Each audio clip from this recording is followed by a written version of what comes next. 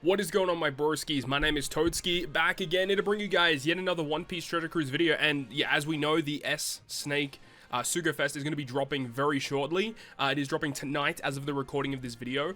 And I personally haven't even had a real look at this Sugo-Fest in terms of like, you know, what part I'm going to be pulling on. I will be pulling in this Sugo-Fest, but I want to have a look at everything just at a glance and kind of determine for myself where I'll be pulling. But we're going to go through this and kind of determine like where the best part is to be pulling here. Although at this point, we are relatively close to the 11th anniversary. Like, we're about to be like probably halfway through March, right? So, you know, you got to wait like what, another 2 months. You got to go through all through April, and then May 12th is the 11th anniversary. So we're pretty close. I would suggest most people out there to just conserve your gems at this point. So we're going to be doing some pulls anyway on the TM banner, but as I said, most people should be saving. Want to give a huge shout out to Captain Pappy once again for creating the infographic, breaking down all of these Sugo-Fest parts. It's just a lot easier to look at it on here. So let's have a look. Let's just jump into this. So we got part 1. Worldwide Anniversary, the strongest form of humanity, Sugo-Fest Part 1. So, let's see what's available. So, in Part 1, we have some Anniversary exclusives, and we've got TM Legends, so keep that in mind. So, Odin, category Big Mom, obviously is a big one. Blackbeard's okay in PvP. Obviously, Luffy, very good in PvP. Kobe, very good in PvP. And then that's it for the Anniversary exclusives. And then we've got the TM Legends. So, we've got Frankie and Usopp, both of which are actually pretty decent in PvP. Nami Karina, which is one of the best legends in the game, just period. Jinbei, Bon Clay, and Koala. So that's the TM legends. I mean, obviously, Nami and Karina are the big draw. Like, the ones that you want to be looking for here, like, obviously, the S-Snake, you probably want to get them. Katakuri Big Mom, very nice. Luffy's very good. And then, like, Nami Karina. Those are, like, the big ones to look out for, so that's pretty decent overall. What else is here? You got the Giants. Giants are pretty underrated. Shout out to the Memory Straw Hats. Oh, my God. Such a painful batch to just think about. Oh my god, the memories of Straw Hats are so bad. What else is here? I mean, the Sai of Hancock, for some reason, is all the way down here. Interesting. Yeah, I mean, you've got, like, Jack, I guess, if you need the EXP captain, but... Yeah, okay, so, interesting. We've got a limited pool step, which limits it to 15, and then the super limited step, which is this. Hang on a second. They really didn't put Nami and Karina in the super limited step. I mean, I guess I understand why, but... that's kind of painful. Okay, part 1. Wow, that's a lot of bad steps. 1, 2, the first 3 multis are just a rate boosted character. Like, come on, brother. Like, that is ridiculous.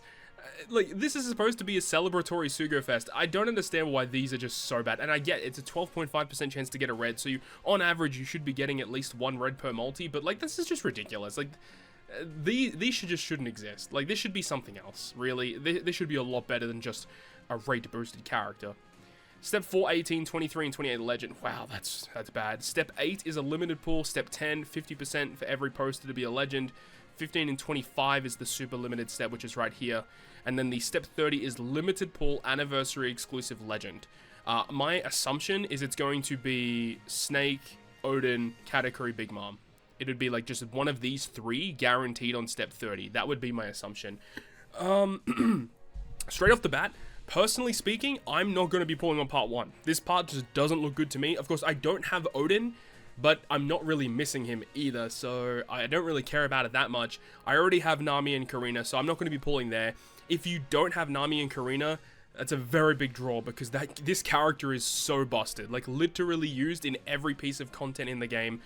Busted in PvP, so like this unit like arguably is the best unit on the entire banner, so that's interesting. All right, let's move on to part 2. Let's see what the difference is. So part 2, we've got cross guild, which is cool. I'm only 1 copy away from getting them rainbowed, so I would not mind that. Roger, more copies of him specifically for PvP, would absolutely love that. And the rest are just kind of whatever. I already have the waifus rainbowed. Kobe's here as well. He's a TM legend, of course. So the anniversary legends, not great. I mean, aside from Cross Guild and Roger, the rest are very forgettable. Very forgettable. I mean, waifus have obviously some nice effects, of course, but yeah, it's kind of whatever, honestly. If you don't have waifus, that is interesting because this unit will be super evolving in May. You'll be able to pick up the super evolution skulls in May, so do keep that in mind. In terms of the TM legends, Kobe is okay. Luffy is actually pretty good. He actually sees a ton of play in other TMs because remember, TM legends are always boosted on treasure maps, so being able to get your hands on them is quite valuable, actually. Carrot and Nami, very underrated legend. Carrot and Wanda, also very good. And then you've got this guy, Sanji, not so much. Carrot and the Sulongs, Jinbei, Memory Straw Hats. Law and Beppo, very underrated unit.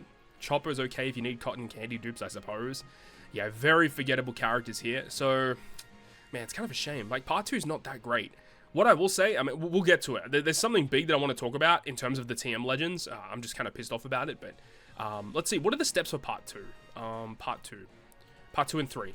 So again, a lot of bad steps.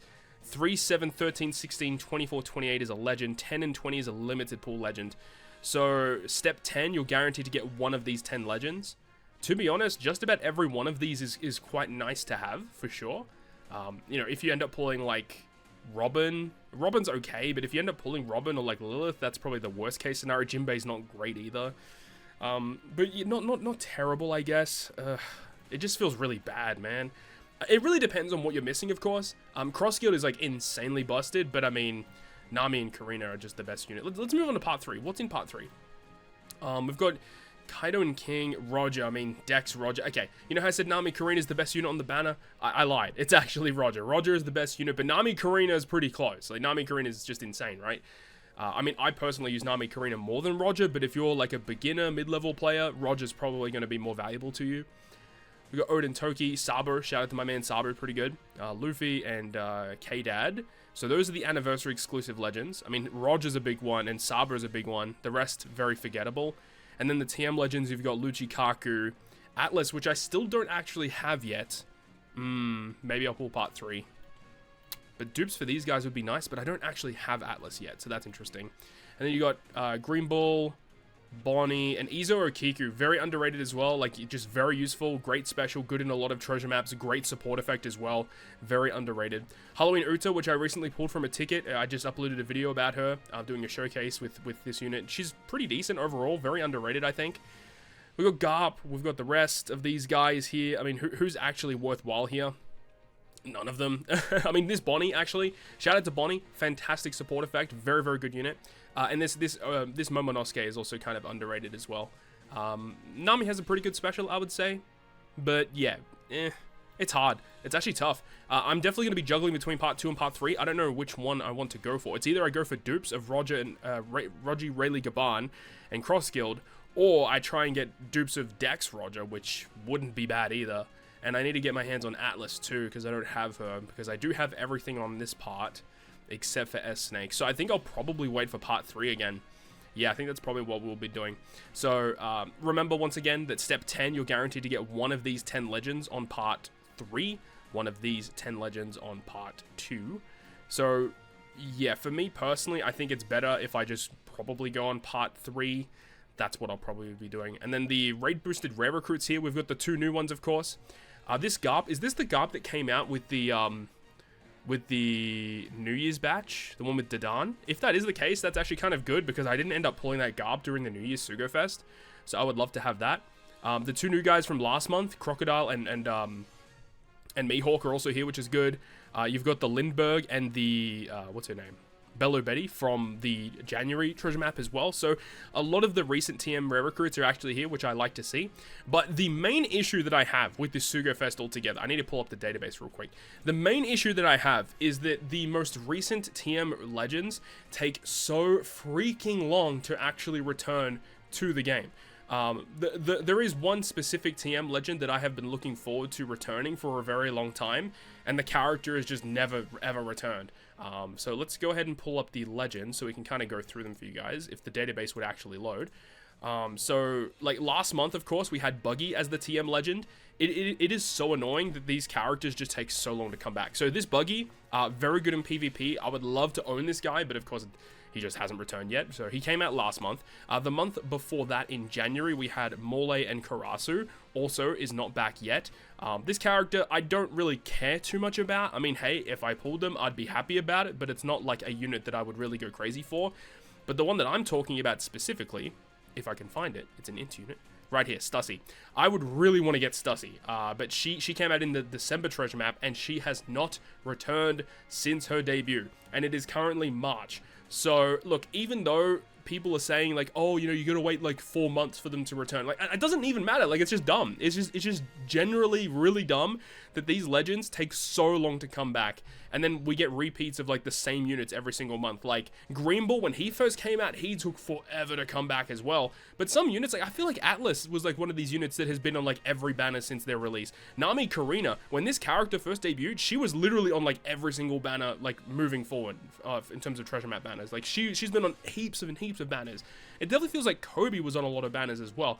I don't know. It could just me thinking about it, but I actually haven't looked into it. But it definitely really sucks that these TM legends that I actually want to get my hands on, they're just not available. So yeah, that's a real shame. Whatever part this Stussy would have been on would have been the part that I would have pulled on.